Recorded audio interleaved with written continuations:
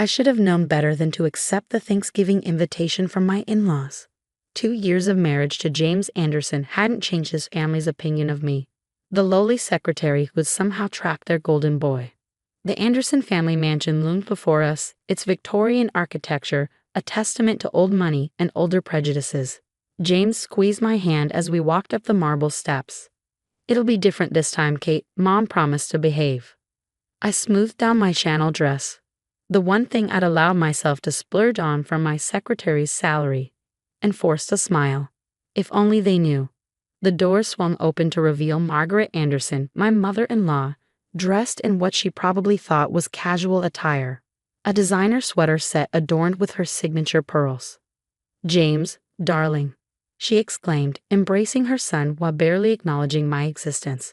The house was already buzzing with activity. James's sister Elizabeth and her investment banker husband held court in the living room, while his brother Michael discussed stock portfolios with their father, Richard. The children were somewhere upstairs with their nanny, another clear distinction between the help and the family. "Catherine," Margaret's voice cut through my observations, "be a dear and help Maria in the kitchen. You must feel right at home there, given your professional background." James started to protest, but I touched his arm. "It's fine," I whispered. "Let them think what they wanted, for now."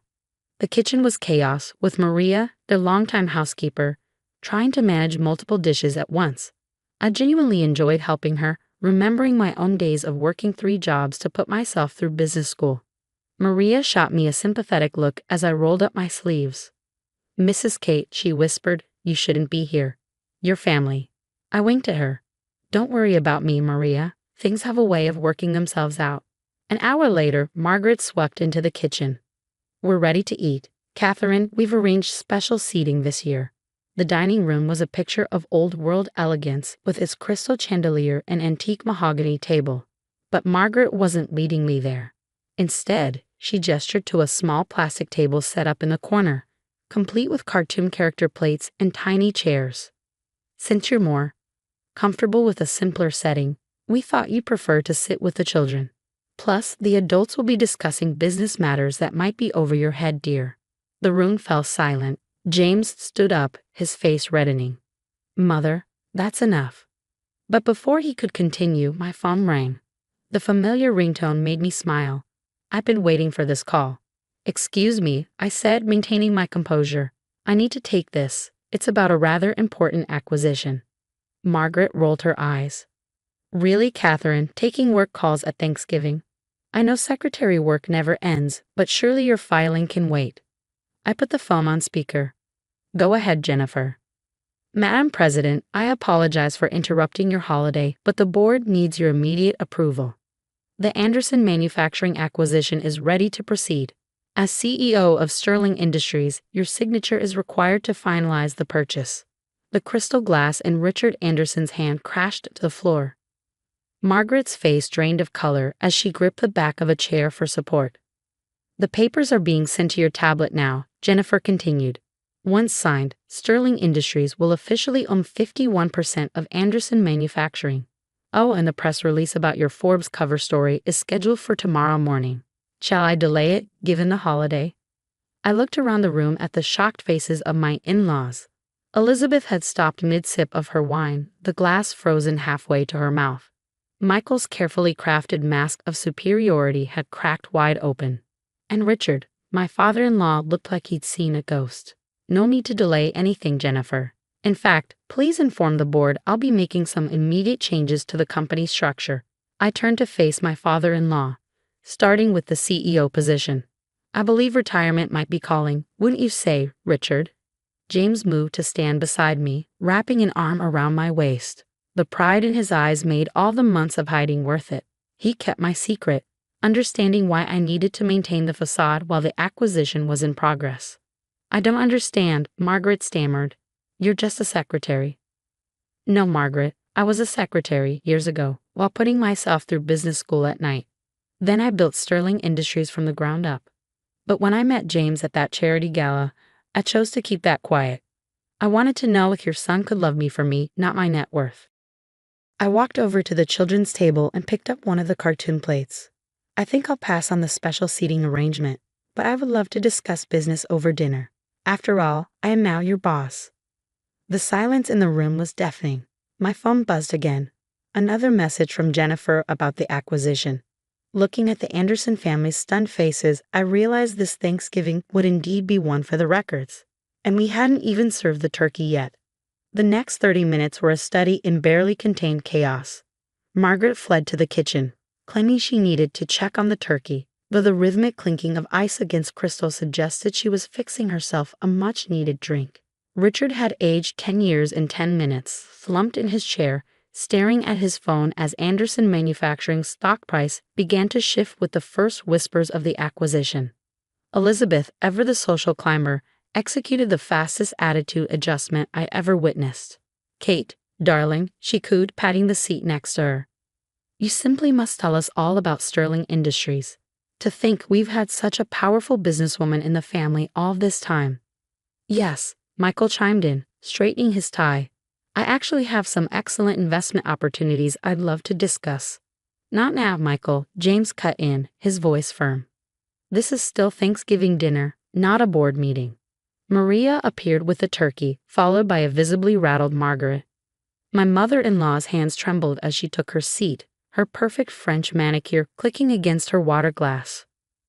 Well, Margaret attempted to regain control of her perfectly planned dinner. "Shall we say grace?" "Actually," I said, pulling out my tablet, "before we begin, I should finish signing these papers. Richard, you'll want to witness this." I turned to Maria. "Would you mind waiting just a moment?" Maria smiled. She'd known my secret for months, having recognized me from a business magazine left in the study. "Of course, Mrs. Kate." I signed the digital documents with a flourish, watching Richard's face grow paler with each electronic signature. There. Now Anderson Manufacturing is officially part of Sterling Industries' portfolio. And yes, Margaret, let's say grace. I have much to be thankful for. The prayer was a tense affair, with Margaret's voice cracking on "Bless this family gathering." As we began passing dishes, Elizabeth launched her charm offensive. "Kate, that Channel dress is exquisite. I have the same one in blue. We simply must go shopping together at Bergdorf's." "Funny," I replied, serving myself some cranberry sauce. "I remember you telling me last that I shouldn't waste money on designer clothes on a secretary's salary, and I should stick to department store clearance racks." Elizabeth choked on her wine. "Speaking of salaries," Michael leaned forward, "about those investment opportunities." "Michael," I cut him off gently, "Sterling Industries has a strict policy against nepotism in business dealings. But I'm sure you understand that, given how often you've lectured me about proper business protocols at family gatherings." James squeezed my knee under the table, fighting back a smile. "I just don't understand," Margaret finally burst out, her composure cracking. "Why the deception? Why let us believe? Why work as a secretary in our company?" "I never worked as a secretary in your company, Margaret," I corrected her. "That was another assumption you made. I simply didn't correct you when you jumped to conclusions about my career after meeting James, and then it became interesting to see how you treat someone you consider beneath you." Richard cleared his throat. "About the company, we'll discuss the transition tomorrow at 9 a.m., I said firmly. "Your office, though I suppose it's my office now." The rest of dinner proceeded in awkward bursts of conversation, punctuated by the children's occasional laughter from their table, the one that had been meant for me. Margaret kept glancing between me and her precious family photographs on the wall, perhaps realizing she'd need to update them to include the daughter-in-law she tried so hard to exclude. As Maria brought out dessert, my phone buzzed again. "Excuse me," I said, checking the message. "Ah, perfect timing. The press release just went live. I expect your phones will start ringing any minute now." On cue, Richard's phone lit up. Then Michael's. Then Elizabeth's. "You'll want to ignore those for now," I advised. "The official statement will be made tomorrow morning, though I suggest you all update your LinkedIn profiles. Former executives at Anderson Manufacturing has a nice ring to it, don't you think?" Margaret dropped her fork with a clatter. "Former?" "Well, of course," I replied, taking a bite of pumpkin pie. "You don't think I'd keep the same management team that thought it was appropriate to seat their CEO at the children's table, do you?" The silence that followed was broken only by the sound of Richard's heavy breathing and the distant laughter of the children. the only ones truly enjoying their Thanksgiving dinner. James, Margaret turned to her son, pleading, "Did you know about this?" James set down his napkin. "I knew exactly who I was marrying, Mom. I fell in love with Kate's brilliance, her determination, and her kindness, despite how this family treated her. I've watched her bite her tongue through every condescending comment, every backhanded compliment, every deliberate slight. And I've never been prouder than I am right now." I reached for his hand, squeezing it tightly. This was why I'd fallen in love with him. Not his family name, but his heart. "Well," Elizabeth stood suddenly. "This has been enlightening. We should probably get the children." "Sit down, Elizabeth," I said calmly. "Dessert isn't finished, and we haven't even discussed plans yet.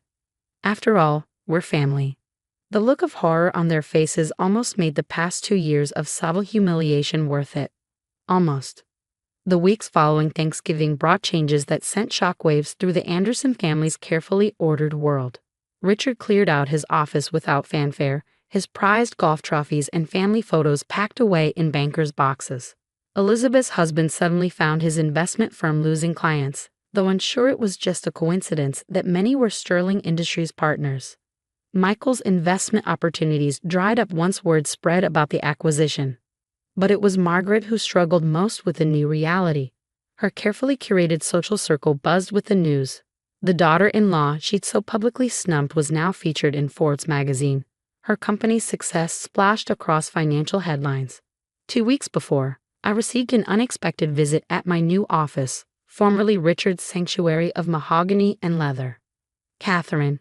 Margaret stood in the doorway, clutching her designer handbag like a shield. "Do you have a moment?" I gestured to the chair across from my desk. "Of course, Margaret. Please sit." She perched on the edge of the seat, looking oddly vulnerable without her usual armor of social superiority. "The party," she began and faltered. "I assume you'll be hosting this year?" "Actually, I thought you should keep that tradition," I replied, watching her eyes widen in surprise. "Some things shouldn't change just because of business matters." "But," she twisted her pearls nervously, "after everything." "Margaret," I leaned forward.